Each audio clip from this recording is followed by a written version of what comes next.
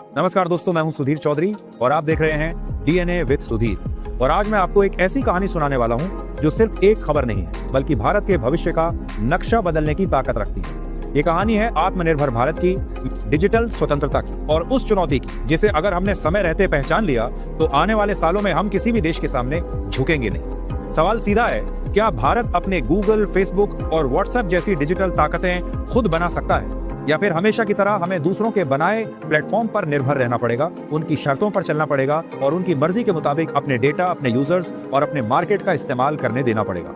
ये सवाल आज इसलिए भी जरूरी है क्योंकि दुनिया की सबसे ताकतवर ताकत अमेरिका ने भारत के सामने एक नया दबाव खड़ा कर दिया है। डोनाल्ड ट्रंप का 25% टैरिफ सिर्फ एक आंकड़ा नहीं है, ये एक संदेश है।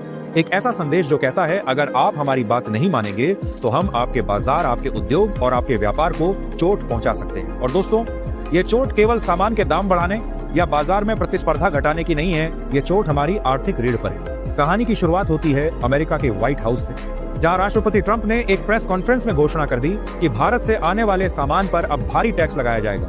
उन्होंने सीधा सीधा कहा कि भारत ने उनकी चेतावनी को नजरअंदाज किया है, रूस से सस्ता तेल और रक्षा उपकरण खरीदकर अमेरिका के हितों को नुकसान पहुंचाया है। इतना ही नहीं, सोशल मीडिया पर उन्होंने भारत और रूस की अर्थव्यवस्थाओं को डूबता हुआ तक कह दिया। सुनने में यह बयान केवल एक राजनैतिक टिप्पणी लग सकती है, लेकिन असल में यह हमारे उद्योगों के लिए एक खतरे की घंटी थी। टैरिफ का असर तुरंत दिखने लगा।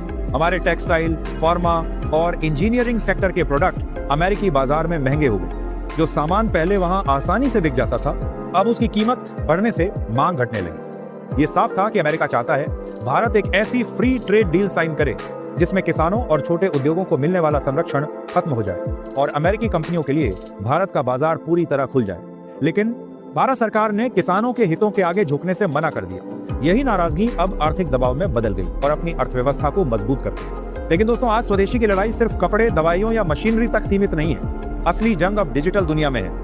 आप ये वीडियो शायद YouTube पर देख रहे हैं, इससे पहले Instagram पर स्क्रॉल कर रहे थे, WhatsApp पर दोस्तों से चैट कर रहे थे और Google पर कोई जानकारी खोजी थी। गौर कीजिए, ये सभी प्लेटफॉर्म अमेरिकी हैं और इनका सबसे बड़ा यूजर बेस भारत में है। हमारा डेटा, हमारी पसंद, हमारे व्यवहार का हर पैटर्न उनके सर्वर में सुरक्षित है और जब चाहें वे इसका इस्तेमाल अपने फायदे के लिए कर सकते हैं। सोचिए, अगर आज अमेरिका हमारे सामान पर टैक्स लगा सकता है तो कल डिजिटल प्लेटफॉर्म पर भी शर्तें थोप सकता है। और तब हम क्या करेंगे? क्या हम फिर से दबाव में आकर अपनी नीतियां बदल देंगे?